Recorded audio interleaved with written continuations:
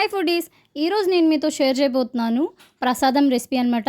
మనకి ఇన్స్టెంట్గా 2 మినిట్స్లో స్పీడ్గా ఈజీగా ప్రసాదం చేసుకోవాలి అనిపిస్తుంది కదా. అలాంటప్పుడు ఈ రెసిపీని మీరు ట్రై చేయండి. త్వరగా ఈజీగా అయిపోతుంది. ప్రసాదం చాలా బాగుంటుంది. ఇంకోటి మనకి దేవుడికి నైవేద్యంలాగా కూడా సర్వ్ చేసుకోవచ్చు. చాలా బాగుంటుంది. So let's get started into the video. ఇక్కడ ప్రసాదం చేయడం కోసం నేను ఇక్కడ 1/2 కప్ వరకు అటుకులు తీసుకున్నాను. అటుకులతో ప్రసాదం చాలా బాగుంటుంది. ఇంకోటి మన చిన్ననాటి నుంచి ఇలాగే ప్రసాదం చేస్తారు కాబట్టి ఫస్ట్ అటుకులు తీసుకుంటున్నాను. ఒక 1/2 కప్పు. ఒక బౌల్లోకి యాడ్ చేసుకున్నాను.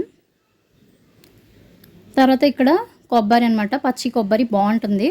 పచ్చి కొబ్బరి ఇలా సన్నగా స్లైసెస్ చేసుకొని పెట్టుకోవాలి. ఒక 10 to 15 స్లైసెస్ అటుకుల్లోకి యాడ్ చేశాను. ఇక్కడ చూస్తున్నారు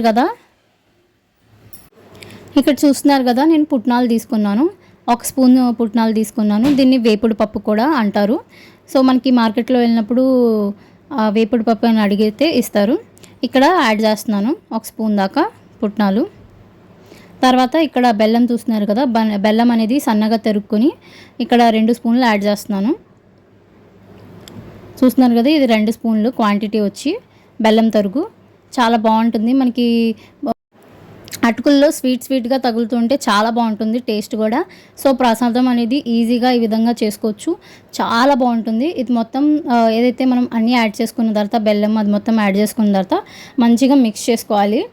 కింద నుంచి పై వరకు బాగా మిక్స్ చేసుకుంటే మొత్తం ఏదైతే కొబ్బరికి తర్వాత అటుకులకి బాగా స్వీట్ అనేది తగులుతుంది. ప్లస్ మనం ఎప్పుడైనా తినేటప్పుడు దేవుడికి తింటాం కదా, తిన్నప్పుడు బాగా అనిపిస్తుంది. ఇక్కడ నేను షుగర్ కూడా యాడ్ చేస్తున్నాను.